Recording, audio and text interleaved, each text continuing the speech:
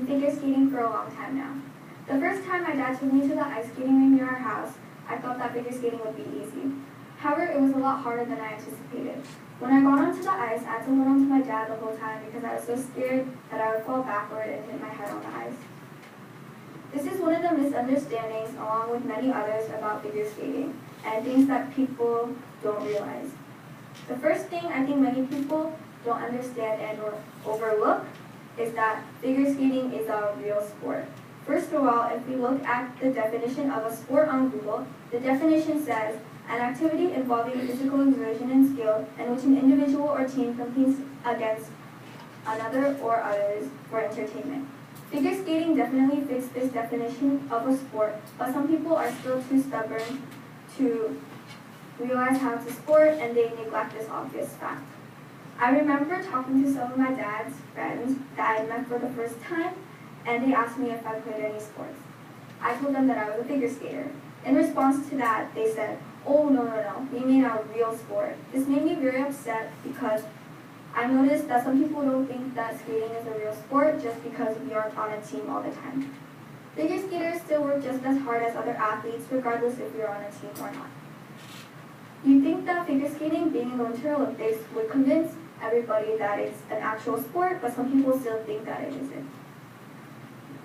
I always looked up to very advanced figure skaters or Olympic figure skaters like Ryan Nikasu, Yuna Kim, and Nathan Chen when I was younger, but now I respect them even more because I'm able to notice all the sacrifices that they made to get to where they are in skating. Just like any other sport, if you want to figure skate, you have to practice a lot. A lot of skaters become homeschooled in order to be able to skate more, and they skate for the majority of their day. Skating becomes their priority, and skating for a long time can become extremely tiring and your body can become exhausted. There are also other things that skaters do to have time to practice more. Many of them, like me, wake up early in the morning to go skating before school, and if they are homeschooled.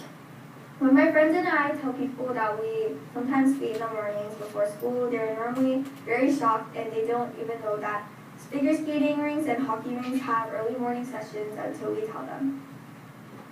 Also, just like every other sport, there's a lot of stress when it is time to compete.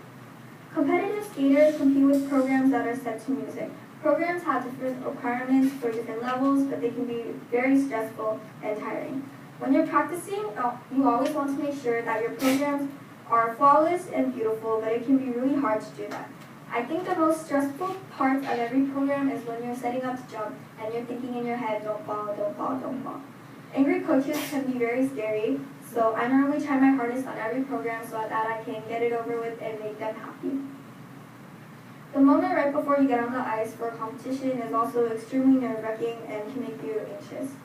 Even if you do amazingly in practice, none of it will matter if you mess up in competition just because of how stressed you were. Skaters also have to work hard off of the ice too. Just like other athletes, there are other things we have to do to make sure that our bodies are in shape and our muscles are strong so that we can become better at skating. Most of us have off-ice training at least once every week, and this includes things like stretching, leg exercises, jump exercises, core exercises, running, and other things. It is important that your body isn't just trained on the ice because there's other things that you need to improve for your jumps, spins, and programs to improve. Core and leg exercises help your legs and core to become stronger, which can help with different parts of skating. And stretching can help you become more flexible, which is important for certain spin positions and spiral positions. Running helps increase your endurance skills and stamina, which is helpful for when you're doing your programs and skating all around the rink. Off-ice can be very tiring and can make you very sore, but it is worth it in the end, and often depends on the things that you're doing while in off-ice. Another thing people also think about figure skating is that something so graceful can't be hard to do.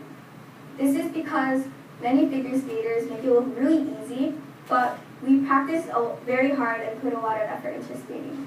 Figure skaters are a lot stronger than most people think, and we work our butts off to get better at what we do. You don't have to play on a field or run around a track to be an athlete, and you don't have to be as aggressive as a football player to be strong.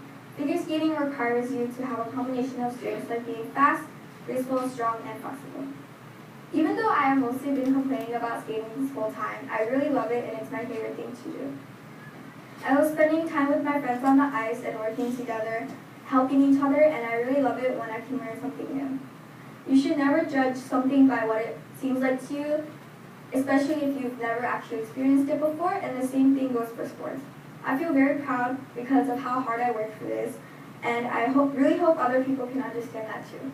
Thank you.